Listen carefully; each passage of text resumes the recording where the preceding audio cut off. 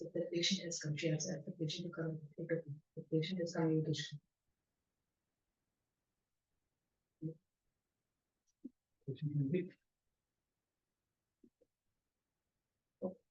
You ask them when classes going on, can I do after class?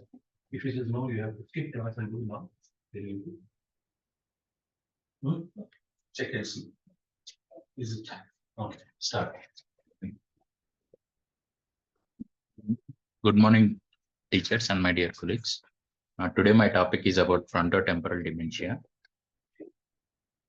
Coming to the definition, frontotemporal dementias are actually a group of clinically and pathologically they are heterogeneous neurodegenerative disorders, mainly characterized by prominent changes in personality and behavior and sometimes language dysfunction, and accompanied by degeneration in both frontal or temporal lobes. Terminology: frontotemporal dementia, it is technically a clinical diagnostic term, and it serves as an umbrella term for three different clinical presentations under FTD, which are behavioral FTDs, non-fluent agrammatic FTDs, semantic variants FTD. Frontotemporal lobar degeneration, this other term, it is actually a pathological term, previously used as both clinical and pathologically. Now currently it has been used only pathologically. It is also an umbrella term. Mainly it denotes a spectrum of pathologies associated with the different types of FTDs. Behavioral FTD, it is the most common subtype among all the FTDs, and at least 50% of all cases they belong to behavioral FTDs. Here there will be early changes in personality and behavior under the characteristic features of this behavioral FTD. Clinical features include disinhibition. Here disinhibition, there will be public disinhibition features like kissing strangers in public and public urination and invading other person's space will be there, along with utilization behaviors. Utilization behaviors include person tries to use things around him and also tries to take other person items and tries to use them. And next clinical feature is apathy and loss of empathy. Apathy means here the patient will have lack of motivation and lack of interest in doing day-to-day activities, and this will be presumed as depression in the earlier stages, and these patients will be referred to psychiatric clinics. And one more is loss of empathy. Here patient will have no affection or emotions towards his family members, and these two symptoms will be correlated on a neuroimaging wise to degeneration of medial frontal and anterior cingulate cortices, and whereas empathy, there will be degeneration of right medial frontal and frontotemporal anterior temporal regions. And coming to compulsive behaviors, here patient will have perseverative complex ritualistic behaviors, and stereotype speech and stereotype movements will be there. Complex ritualistic behaviors like hoarding, patient will pile up things which are actually not necessary for him at home. And some patients develop new hobbies or interest in the later age, where particularly related to religious aspects, and for patient follow these hobbies obsessively. These compulsive behaviors are likely due to degeneration of orbitofrontal cortex, caudate, and temporal lobes. You have seen many patients with FTD. Do you remember anything like that? Yes, sir. Compulsive behavior. All this that you said, no? Have you encountered? Disinhibitions. What was the patient's disinhibition? Aggressive behaviors will be there. It was not disinhibition.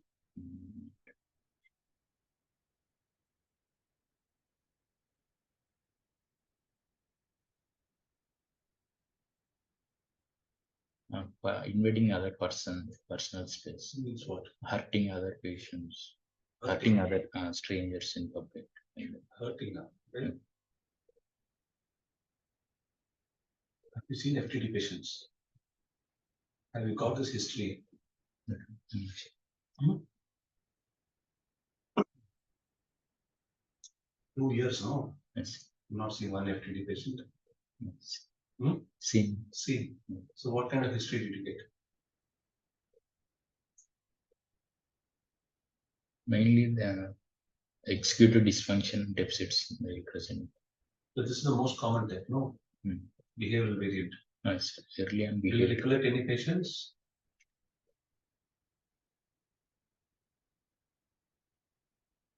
Okay, Ranjita, what all kind of disinhibition behaviors you've heard of? Normally, what is the story you get? He said kissing strangers in public. That is a very rare example. Hmm? Mixture in Okay.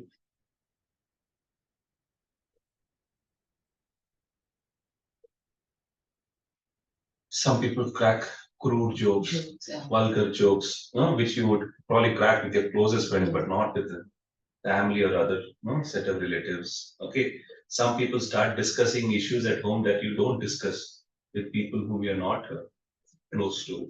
Hmm? Right? Utilization. Utilization behavior is different. Socially Unnecessarily withdrawn. manipulating objects in the surrounding. Okay. Something is there, you're taking it, you're trying to you just holding it, manipulating it, you don't need it. And there's no purpose behind that behavior. But tendency to reach out and utilize things that are lying around. But actually you're not executing any purposeful activity with that. Hmm? Socially withdrawn. That could also be there. Less conversation. Calm person become more angry. Yeah, so that's also possible that no, normally when you are angry, you may keep it under check. This patient may not be able to do so. So he will exhibit or say things or abuse or no, you might use words and language that you would normally not use. You would normally not use, even in a confrontation. Second is some people may also exhibit types of dressing that are not their usual pattern. They may be careless about how they are dressing, whether some body part is showing. They don't pay attention to it. Some people may dress up in very flashy ways. Okay, garish kind of loud kind of dressing, which is not their usual pattern. So all these you might encounter. Religious. Hmm? The person who was very religious and used to be devotional suddenly became. Yeah, so that comes in this last second line, new interests and new hobbies. Some people start a craving for sweets. Some people become very religious. Some people become irreligious. In the disinhibition also comes excessive familiarity. Okay. You may just have met, but he's behaving in a way as if you are very close buddies. Holding behavior, collecting plastic bottles. I had a patient who would collect plastic bottles wherever they found, fill it, clean it, wash it, fill it with water, and keep it at home. Some will collect plastic covers, for some it may be some other object. There are some people who don't throw anything. Anything enters the house, it stays in the house. So they pile up garbage like in different rooms because the person is storing and keeping things. He will not dispose anything. So you will encounter all these kinds of behaviors. So you must draw from your personal experience also, not just what is given in the books. You can explain more about what you have seen or experienced while seeing patients. Good to know. Patients will exhibit hyperorality features like they have altered food preferences like cravings for carbohydrates, and there will be increased consumption of alcohol and tobacco. Sometimes patient tries to consume inedible objects also. In these patients on imaging, there will be right orbitofrontal, insular, striatal and hypothalamic degenerative changes can be seen. On a typical neuropsychological testing, initial MMSCs might be normal, and these patients, when compared to other Alzheimer's disease or semantic variants, they have less episodic memory impairment. And executive deficits at the earlier stages, although they are characteristic of this disease, may be absent. And there is some researchers have found that there is some subset of patients who met with criteria for behavioral aptitude, but these patients will have normal imaging and they remain stable for a long time. And these patients, they were grouped into patients with unusual behaviors, or sometimes these patients might be slowly progressing because of the underlying C9orf72 mutation in these patients. And approximately 15 to 20% of FTD, they may develop concomitant motor neuron disease. And FTD patients survival rate is around 6 years, but patients with concomitant MND survival becomes less than 3 years. And these FTD patients less frequently may exhibit clinical features of either CBS or PSP. This was the imaging of a patient which was taken in the sequentially over 9 years, and it is showing progressive atrophic changes in the frontal lobes as the time passes. And here we can see there will be progressive atrophy of the frontal lobes along with the temporal lobes. Here.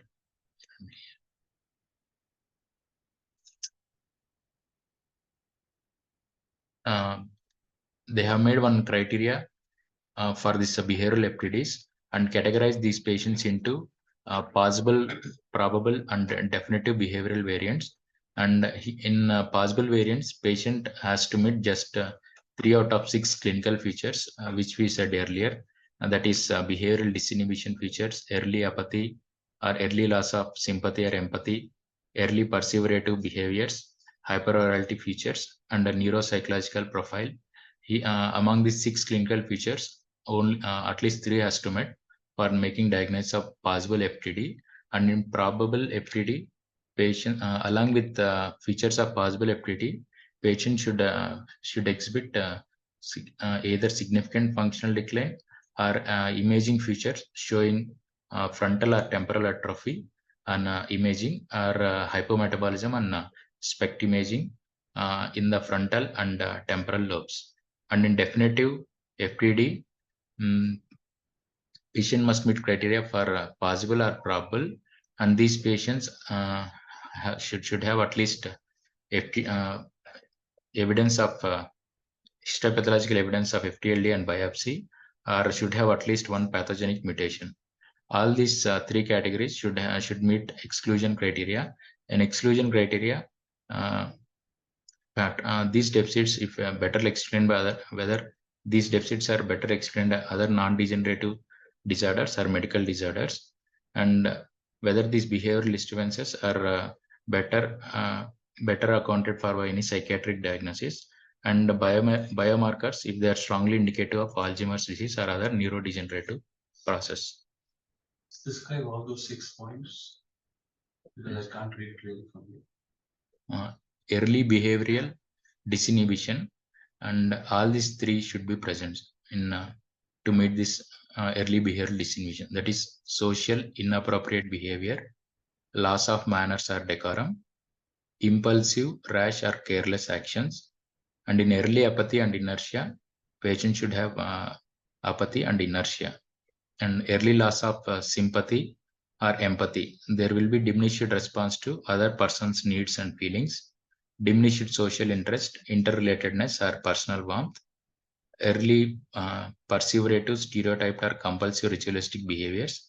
Patient should have one of the following symptoms should be there, that is simple repetitive movements, complex compulsive or ritualistic behaviors, stereotypy of speech. In hyperorality, patient should have all these 3 symptoms, that is altered food preferences, binge eating, increased consumption of alcohol or cigarettes, oral exploration or consumption of inedible objects. All should be there. Yes, sir. For hyperorality, all should be there. In stereotypy, one should be there. In almost in all of them, some subcategories should be there, must be present. And neuropsychological profile also, all must be there. That is deficits in executive tasks, relative sparing of episodic memory, relative sparing of visuospatial skills. So 3 out of 6. 3 out of 6 for possible. For probable, along with the possible, patient should meet criteria, either imaging findings should be there or either patient should demonstrate functional decline. And in definitive patient should have features of Histopathology is not possible. Genetic pathogenic mutation is mutation. possible. Hmm. So genetic means definite. Otherwise, mostly we'll end up with probable only. Isn't it? And exclusion criteria also should be met. These deficits should not be explained by other degenerative disorders or psychiatric symptoms, and biological markers should be negative for other disorders. Semantic variant. Here, semantic dementia, mainly there will be patient single word object naming is deficit in this patient. All the patient can understand complex simple sentences. There is only mainly deficit in object naming which patient uses less frequently. For example, if patient want to ask for telephone, instead he doesn't remember the name of that telephone. Instead he replaces that word with other pronouns. And all the word finding difficulty is impaired. Other features are preserved, like fluency, repetition, and grammar are preserved in these patients. And the commonest age group is between 66 and 70 years. And these patients will have a progressive loss of knowledge of characteristics of objects. And if you ask the patient to draw some turtle or dog or a bird, uh, defining characteristics of particular animal will be lost. For example, if you ask him to draw turtle, he won't draw shell. And these patients will also have dyslexia or dysgraphia at the earlier stages, where pronouncing words or spelling mistakes will be there, which requires a semantic knowledge.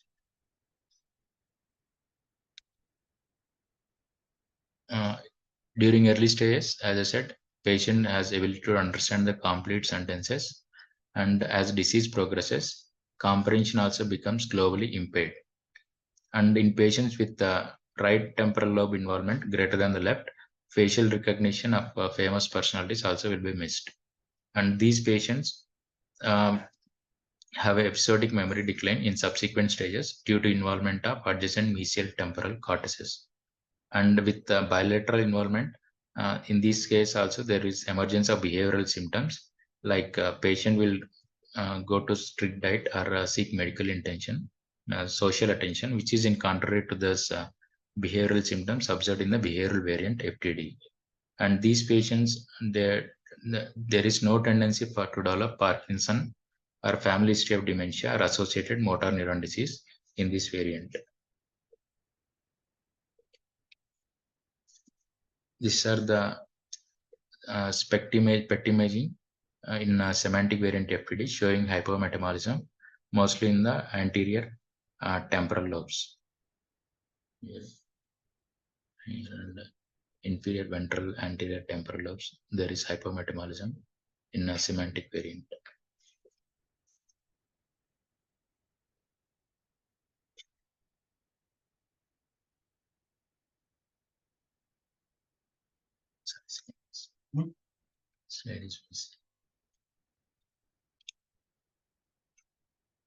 Non-fluent aphasia, it is just like The text is not appearing.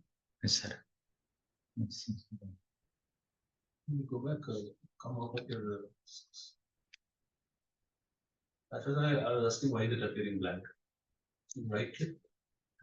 It's coming. Read like this one. Non-fluent variant, it is synonymous to Broca's aphasia, where the lesion will be in the inferior frontal gyrus.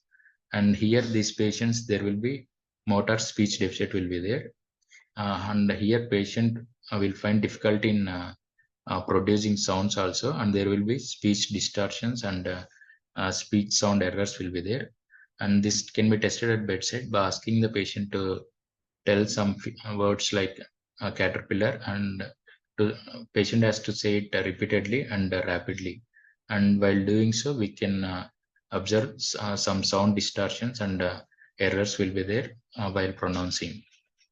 And these patients will have retained comprehension at the earlier stages. All the later stages, there will be and difficulty comprehension with complex sentences is seen.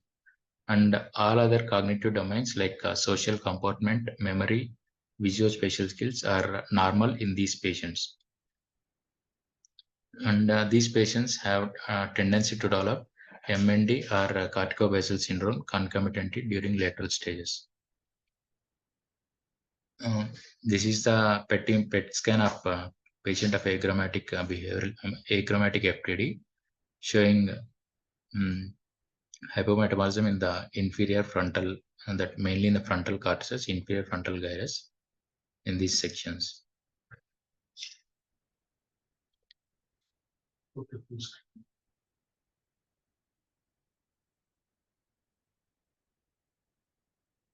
Here there will be hypometabolism mainly in the inferior frontal gyrus.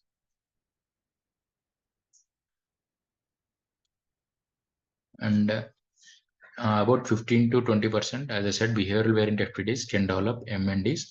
And in these patients, mostly they have C9orf72 mutations is present. And these patients, when compared with the classical ALS, here these patients have more of a bulbar involvement.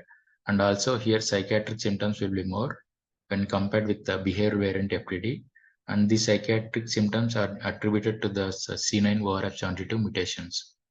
And these patients, rare reports of NFV variants and SV semantic variants are also seen, co-occurring with this motor neuron disease. Epidemiology. FTDs are the commonest cause of early onset dementia, with frequency similar to Alzheimer's disease in patients less than 60 years of age. And one systemic review of 26 studies spanning over different continents, they found that 2.7% of diagnosis among dementia patients less than have only 2.7% patients have FTDs greater than 65 years of age, and 10% of FTD make up about 10% of diagnosis in patients less than 65 years of age. And estimated incidence and prevalence of FTDs are underreported because during earlier stages, apathy symptoms will be misguided, and these patients will be referred to psychiatric clinics. And incidence overall in both males and females is equal. But although some cases showing male preponderance. And mean age of onset is around 6th decade, and survival is 6 years in FTD. But patients with MND, survival is less than 3 years. 50 to 70% cases are sporadic in nature, and 30 to 50% patients have at least one relative with dementia. And behavioral variant FTD plus MND, these patients more likely to have inherited condition. And most common disease causing mutations include MAPT, GRN, C9orf72 hexanucleotide expansion. Here MAPT is a microtubule associated protein tau, and GRN is granulin precursor gene. And 80% of cases with mutations have one out of these above mentioned mutations.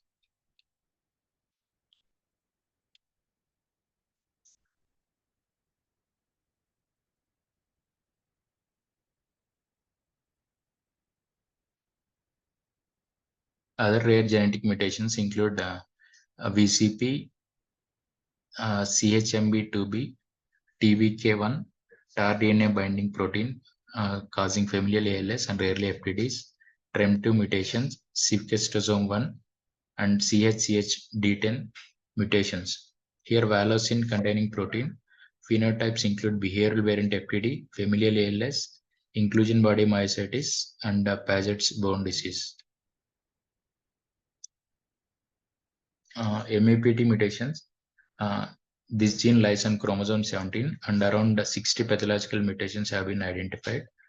MAPT mutations phenotypes particularly involve behavioral variant with or without Parkinsonism, and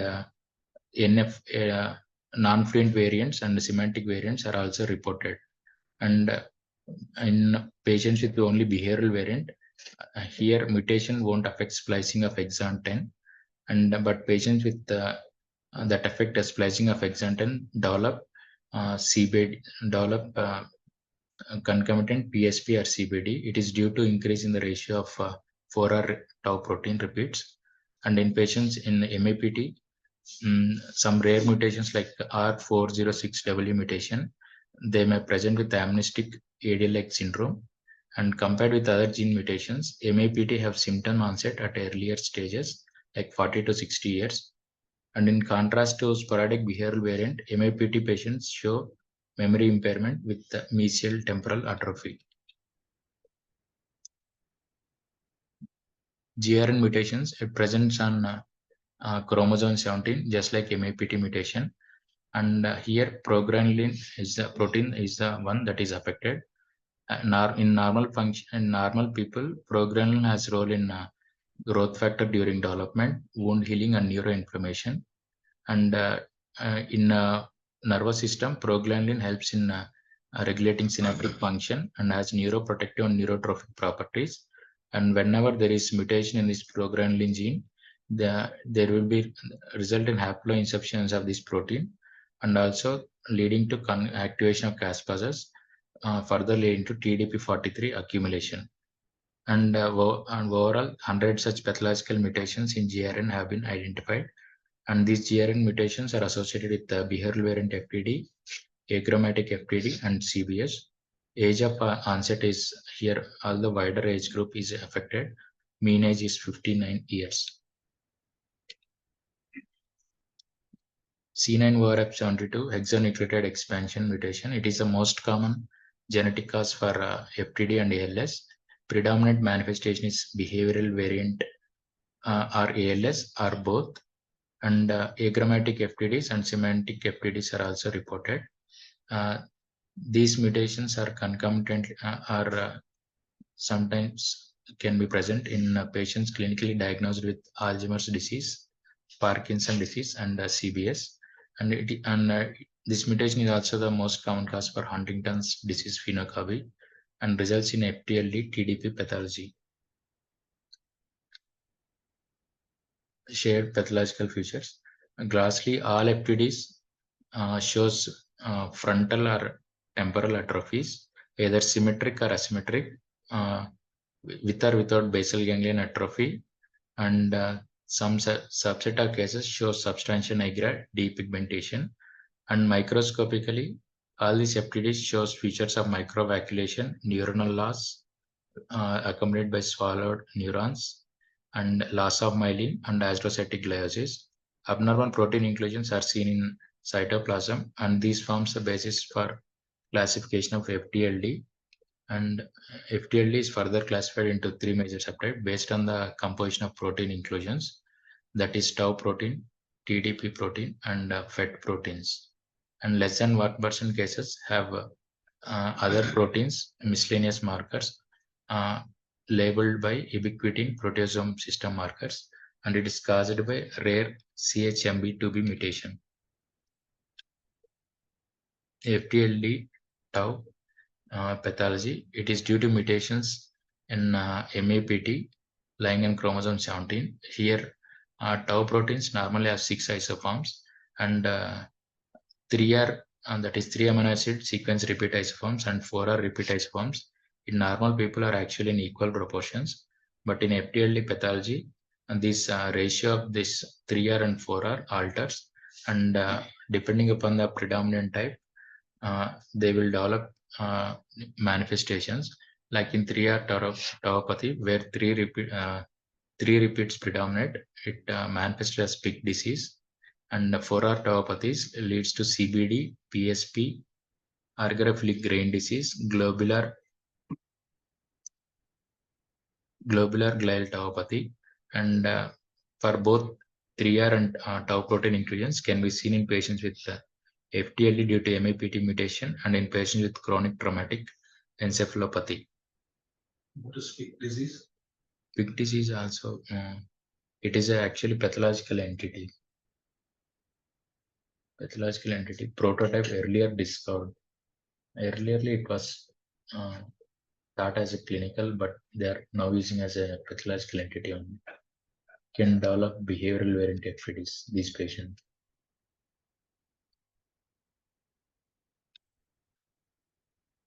Pig disease is a 3R tauopathy. Previously, it was used both clinically and pathologically. Currently, the term refers to pathological diagnosis only. And here, pig bodies develops in the granules of dentate gyrus, pyramidal neurons in the CA1 region of hippocampus, and the pyramidal neurons in the frontal and temporal lobes. Uh, Phenotypes due to pig disease include behavioral variant FTDs mostly, and although this agrammatic semantic variants and CBD are also associated clinical syndromes. This is a histology section showing pig bodies. Spherical inclusions can be seen in both in Belchowski staining and tau staining.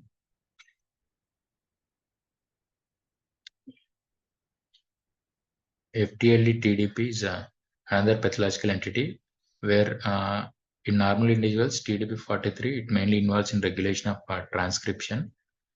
And whenever due to pathological accumulation inside the cytoplasm, these abnormal phosphorylated and TDP43 appear in various morphology forms. And based on the type of the morphology and distribution throughout the brain, TDP43 is further subdivided into 4 types like A, B, C, D. And type A pathology, we can see many neuronal cytoplasmic inclusions, many short dystrophic neuritis, and present predominantly in the layer 2 of the cortex. And phenotypes include behavioral variant and achromatic variant. This type A pathology is mostly due to GRN mutations. Type B, it is pathology-wise, it shows moderate neuronal cytoplasmic inclusions with few dystrophic neuritis, and these are present involves all layers of the cortex. And phenotypic manifestations include behavioral variant and FTD with ALS. And this type B is mainly due to chromosome mutation seen in ORF72.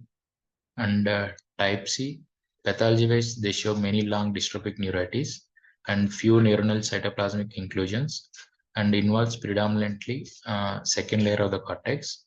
Clinically, they manifest as either semantic variant or behavioral variant.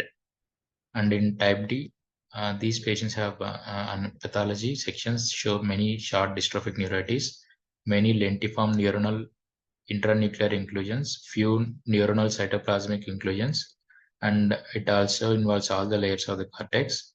And this type D is mainly due to VCP mutations.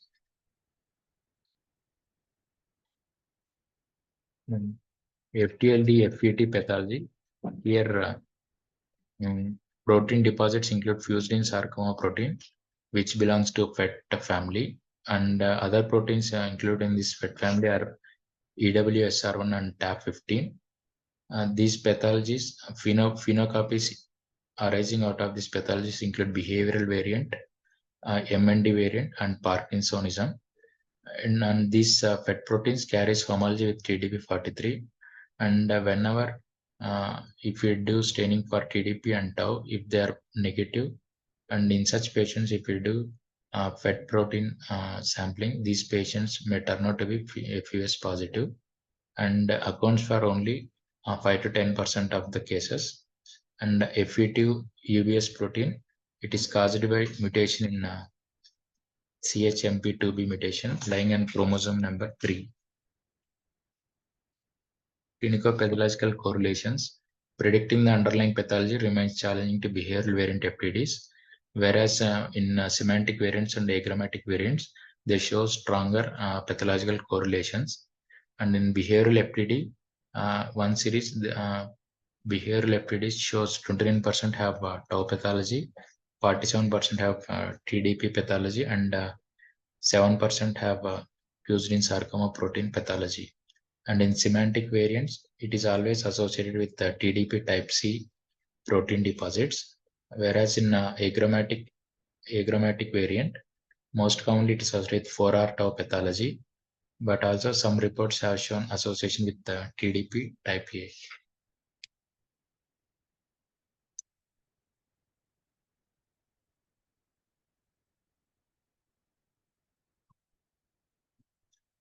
You are happy with your presentation? Because it's early morning, we all stayed awake. Where is the interest?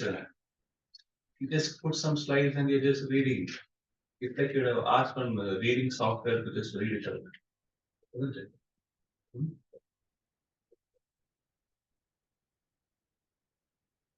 How do you treat these patients? What is the topic? FTD, Hmm? dementia, No, what is the topic given to you? pathology and clinical features. Of frontotemporal dementia. You also see FTD Parkinsonism, no? What about that?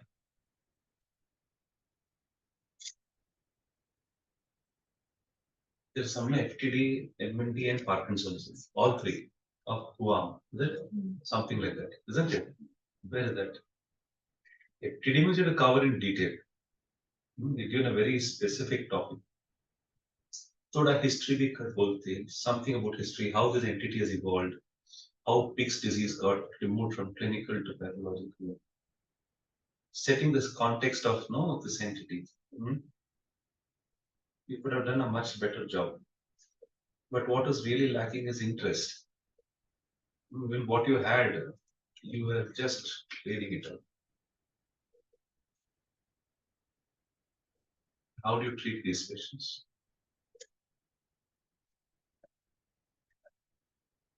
You have to treat, no? What do you do?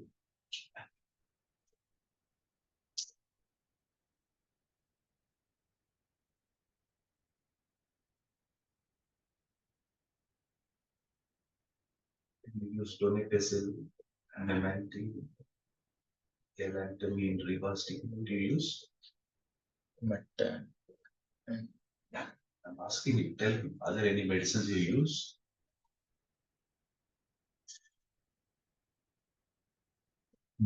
You read up to date, huh? That's all that was there in up to date. as regarding pathology,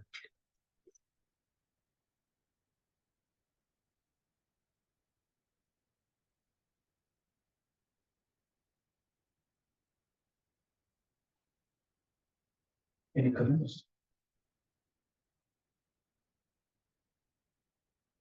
You have to put in more effort here. It looked like you doesn't look like much has gone into this.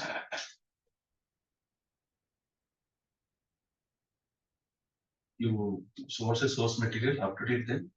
continuing on PubMed material. You have a collection of journals. How many articles? One One on PubMed.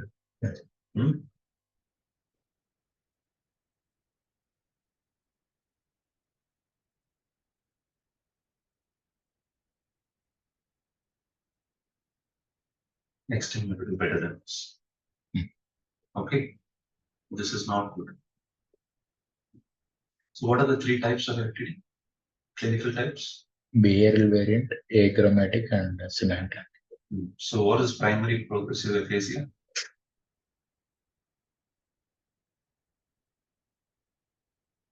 It can manifest as like behavior, semantic or agrammatic or logophonic. Then semantic, mainly word naming will be lost. No, primary progressive aphasia is FTD.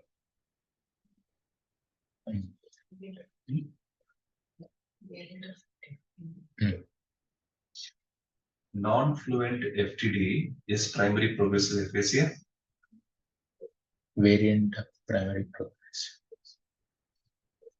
Non-fluent FTD is a type of primary progressive aphasia, or it is primary progressive aphasia.